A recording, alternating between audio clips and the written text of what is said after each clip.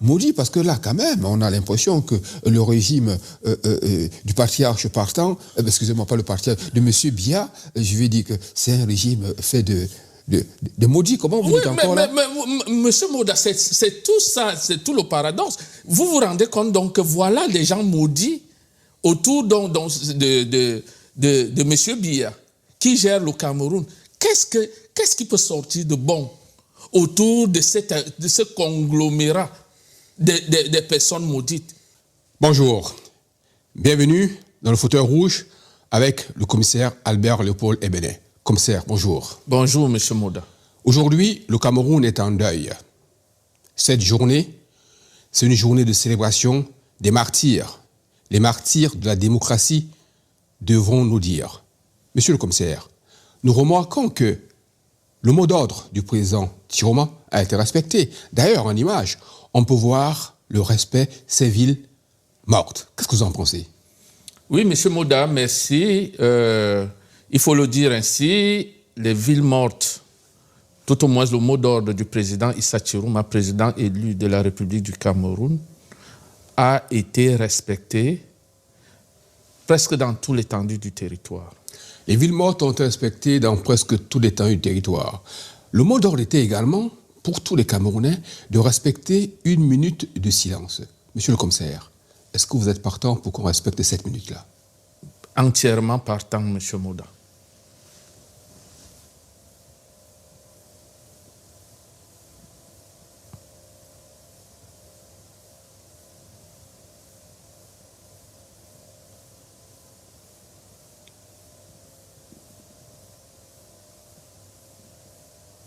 Monsieur le commissaire, 1 minute de silence pour célébrer ces martyrs.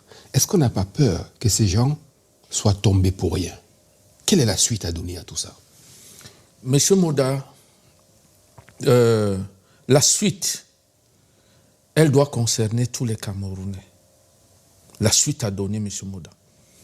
Vous savez, des gens pensent que nous devons tout attendre de M. Issa Tchiroma. Les mots d'ordre, la manière de lutter et les stratégies à développer sur le terrain. Non, M. Moda. Si nous partons du fait que M. Issa Tchiroma, qu'on a élu, n'est qu'un humain. Un humain. Il peut se coucher aujourd'hui, bien sûr, et ne plus se réveiller le lendemain. Bien sûr. Allons-nous laisser donc la lutte parce que M. Issa Tchiroma a disparu? Moi, je ne pense pas. D'ailleurs, avant que M. Issa Tchiroma ne soit candidat à l'élection présidentielle, n'oubliez pas que nous étions déjà dans cette lutte. J'allais en venir, monsieur le commissaire. Effectivement, bien avant que le phénomène Issa Tchiroma, on va dire, ne fasse jour, vous étiez déjà en première ligne pour le combat. Parce qu'il y a 10 mois, à rebours, vous avez commencé à dénoncer toutes les exactions de ce régime et appeler à sa chute. Donc Issa Tchiroma n'est venu que s'agréger à un combat que vous avez lancé, un combat d'avant-garde, monsieur le commissaire. Effectivement, monsieur Moda. Et c'est dans cette voie-là qu'il faut orienter les Camerounais. Les Camerounais de l'extérieur et les Camerounais de l'intérieur. Monsieur Moda, chaque Camerounais, où il se trouve, qui veut changer sa vie, qui veut donner un espoir à l'avenir de ses enfants, doit se mettre en posture de lutte contre ce régime. Ce n'est pas un jeu. On peut neutraliser M. Issa Tchiroma demain. On peut l'empêcher de se mouvoir. Ça peut arriver. Il peut être en position aussi. Comme nous avons dit, c'est un humain. Mais nous devons nous préparer à libérer notre pays. Monsieur le commissaire, vous dites que nous devons nous préparer à libérer le pays. Vous parlez en fait du peuple camerounais. Donc pour vous, si on comprend bien, le Camerounais, en chaque Camerounais, sommeille un combattant qui doit se réveiller et décider de son destin. C'est ce que vous voulez dire? Oui, monsieur Moda. Nous parlons là du combat pour la liberté du peuple camerounais. Ne l'oubliez pas, le Cameroun, certainement avec l'Algérie, sont les seuls pays qui ont lutté pour leur indépendance. Mais où est parti ce fighting spirit? Parce qu'en réalité, ce que nous vivons aujourd'hui, c'est pire que la colonisation, la période coloniale. Le régime Biya est un clan qui s'est installé au pouvoir, qui contrôle tous les leviers du pouvoir, qui capte toutes les richesses du pays à leur profit et à leur compte. C'est un régime qui a muselé le peuple. Nous vivons dans une tyrannie. Monsieur le commissaire, nous vivons dans une tyrannie, dites-vous. Mais il y a quand même quelque chose qu'il faut remarquer. Mais souffle. Il n'y a pas d'eau au Cameroun. Bien sûr. Les robinets dans la capitale, Yaoundé, sont à sec depuis une dizaine de jours, voilà. Apparemment. L'électricité, on dirait, sont devenus les clignotants de véhicules.